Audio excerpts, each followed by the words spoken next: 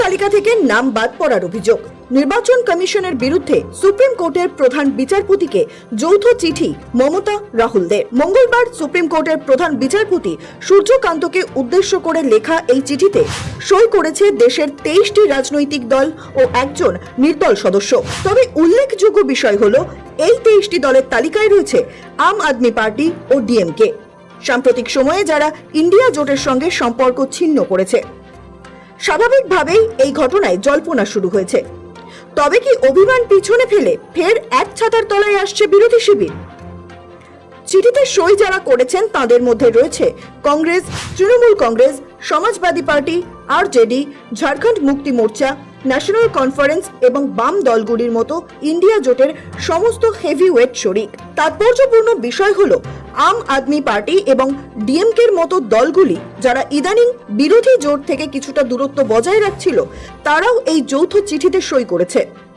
গত 8ই জুন দিল্লিতে ইন্ডিয়া জোটের বৈঠকেই সিদ্ধান্ত নেওয়া হয়েছে এসআইআর ও দেশের নির্বাচন প্রক্রিয়া ইস্যুতে প্রধান বিচারপতিকে চিঠি দেবে ইন্ডিয়া।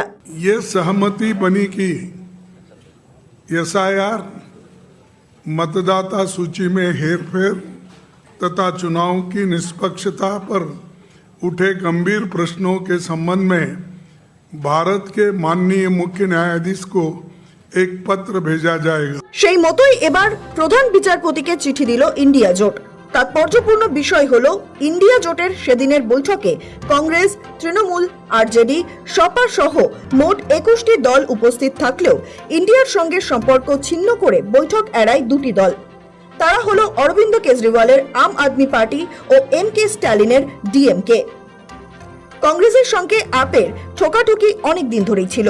গত লোকসভা ভোটের পর পাকাপাকিভাবে তাদের সম্পর্কে দাড়ি পড়ে। এদিকে 26-এ তামিলনাড়ু বিধানসভা নির্বাচন শেষে বিজয় থালাপতির টিভিকের সঙ্গে কংগ্রেস জোট করায় হাত শিবিরের সঙ্গে সম্পর্ক ত্যাগ করে ডিএমকে, যার জেরে ইন্ডিয়া জোটের বৈঠক বয়কট করেছিল এই দুই দল। তবে সূত্র বলছে দিল্লিতে ইন্ডিয়া জোটের বৈঠকে যোগ না দিলেও দুই দলের মানভঞ্জনে উঠে পড়ে লাগেন জোটের নেতারা।